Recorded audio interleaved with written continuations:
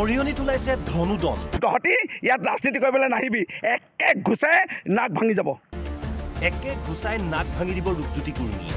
গিবনক লৈ ৰাজনীতি কৰিব নাহিবি, গিবনত একো হ'ব নিদিওঁ, হুংকাৰ ৰূপজ্যোতিৰ। গিবনত এই গছ আমি ৰুই পাইছোঁ, গিবনক লৈ ৰাজনীতি নকৰিবি, গিবনত একো হ'বলৈ নিদিওঁ আৰু কোনোৱে নিদিয়ে। আৰু তহঁতি ইয়াত ৰাজনীতি কৰিবলৈ নাহিবি, একে ঘুচাই নাক ভাঙি যাব। খং উঠিছে মৰিয়নিৰ বিধায়ক ৰূপজ্যোতি কুৰ্মীৰ, কাৰণ মৰিয়নিৰ গিবন অভয়াৰণ্যত বেদান্ত নামৰ এটা বহিৰাগত কোম্পানীয়ে তেল আৰু গেছৰ সন্ধান চলাব। সেউজ অৰণ্যত বুকু বিদাৰিব বেদান্তই, যাৰ বাবে প্ৰকৃতিপ্ৰেমী স্থানীয় ৰাইজ আৰু দল সংগঠনৰ তীব্ৰ প্ৰতিবাদ।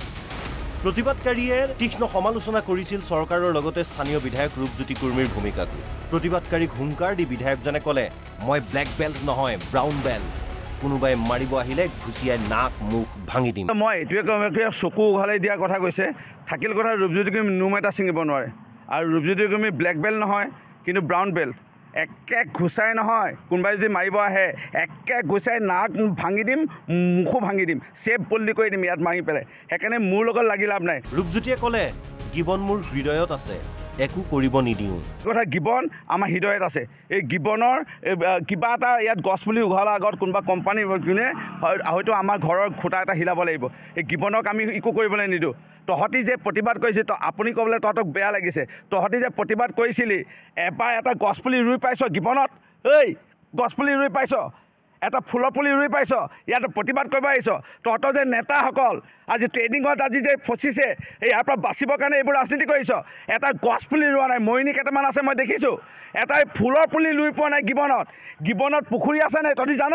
জীৱ জন্তু পানী খাবৰ কাৰণে আমি পুখুৰী খান্দি পাইছোঁ। প্ৰতিবাদকাৰীক প্ৰত্যাক্ৰমণ কৰিবলৈ গৈ বিধায়কজনে যি ভাষা ব্যৱহাৰ কৰিছে তাকে দেখি শুনি চকু কপালত উঠিছে ৰাইজৰ।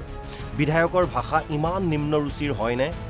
গলিৰ গুণ্ডাৰ দৰে মুখৰ ভাষা কিয় ৰূপজ্যোতিৰ? ক্ষমতাই মূৰত ধৰিছে নেকি বিধায়কজনৰ? এইসকলৰ পৰা কি আশা কৰিব পাৰে ৰাইজে? অৱশ্যে তেল আৰু প্ৰকৃতিৰ প্ৰয়োজনীয়তাৰ ওপৰতো দুআষাৰমান ক'লে বহু বিতৰ্কিত বহুবল্কী বিধায়কজনে। আৰু যি বেদান্ত কোম্পানী এতিয়া অনুমতি পাইছে, এয়া ভৱিষ্যতৰ কাৰণে গাড়ী আমাৰ বাঢ়ি আহিছে, বা আমাৰ বিভিন্ন ধৰণৰ ইণ্ডাষ্ট্ৰী বাঢ়ি আছে, তেল আমাৰ প্ৰয়োজন হ'ব। কিন্তু প্ৰকৃতি ধ্বংস কৰি ৰূপজ্যোতি কুৰ্মীয়ে নিদিয়ে, হেমন্ত বিশ্ব শৰ্মাই নিদিয়ে, নৰেন্দ্ৰ মোদীয়ে নিদিয়ে। থাকিল কথা গিবন, গিবন আমাৰ নিজৰ হৃদয়ত আছে। গিবন আমাৰ নিজৰ হৃদয়ৰ এটা অংগ। এই গিবন আমাৰ শৰীৰৰ অংগ, হৃদয়ৰ অংগ।